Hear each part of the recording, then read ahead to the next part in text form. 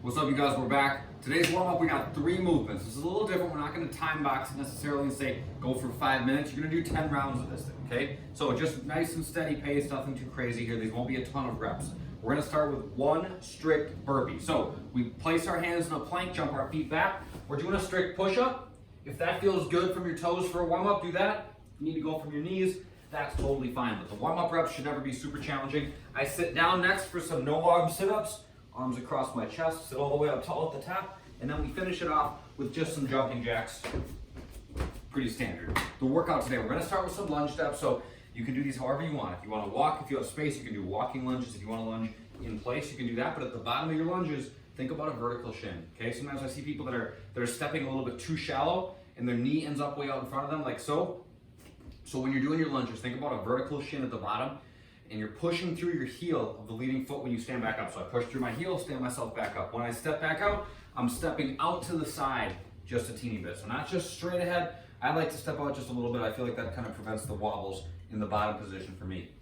After that, we're doing dumbbell snatches. Oh, mailman's here. Dumbbell snatches are next. So I'm gonna put the dumbbell between my feet, and I'm snatching it to overhead in one motion. Okay, so my shoulders are back, my belly's tight, so my back's nice and flat.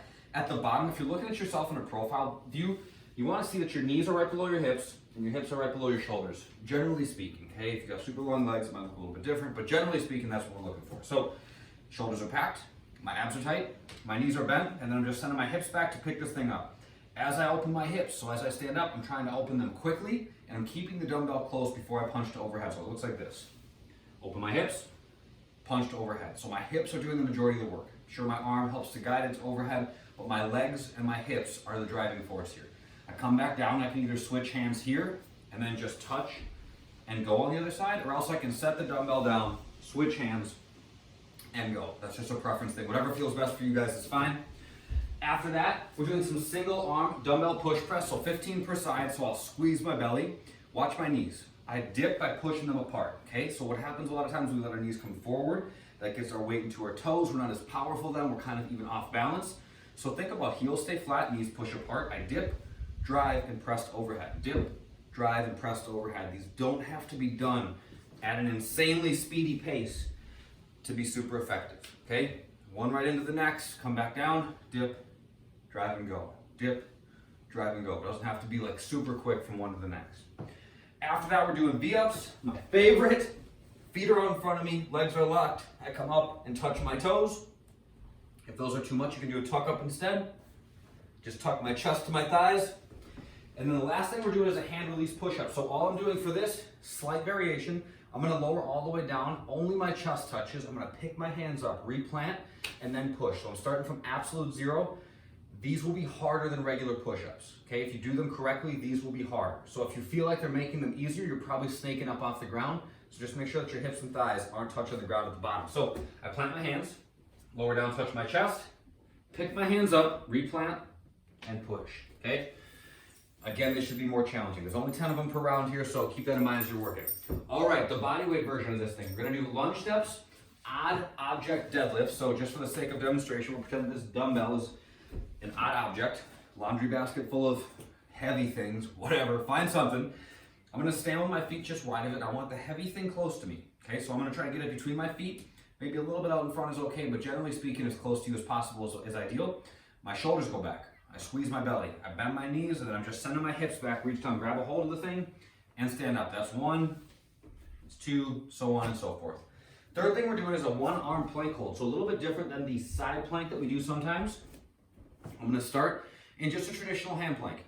I'm gonna go a little bit wider than I typically do with my feet, so my feet will step out just a little bit, and then I'm gonna try to remove one hand and put it behind my back without changing the position of my body. So some challenge here, all right? So I'm gonna find a sturdy plank just traditionally first, okay? My feet are a little bit wider than I would typically have them. Now I'm gonna try to avoid leaning as I remove one hand, okay? Do 15 seconds there, then switch, and 15 seconds on the other side. Once we get through with that, V-ups and hand release push-ups, just like in the equipment version, pretty much the same kind of standard idea between a lot of these things, even if they're not the exact same thing because there's no equipment. So kind of standard idea that we're trying to, one arm at a time, work on a plank, one arm at a time, work on a press. That's what we're going for. All right, the accessory work today. 3 sets of 10 dumbbell floor press plus a leg lift. So floor press is gonna be kind of an abbreviated version of a bench press.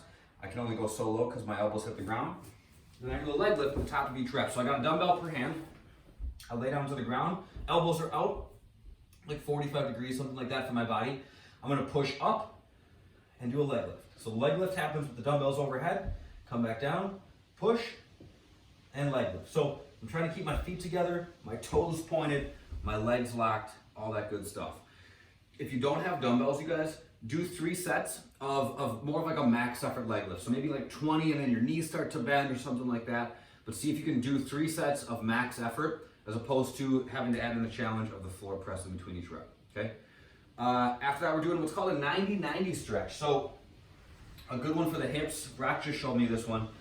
So I'm gonna go, it looks like pigeon with the front leg, okay? So my front shin is gonna be kind of parallel to the leading edge of my ab mat, and then the back leg is also gonna be at 90 degrees. Thus the 90-90, it's crazy.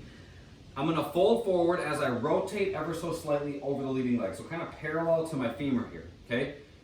I'm gonna squeeze my belly. Sorry, I'm burping, I had some LaCroix.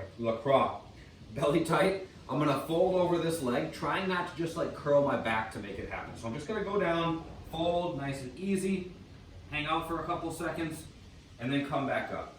Fold, nice and easy, feel a little stretch. I can feel it in the outside of my glute. If we're working on the couch stretch, we're working on opening our hips. When we sit in the bottom of a squat, we're working on closing our hips.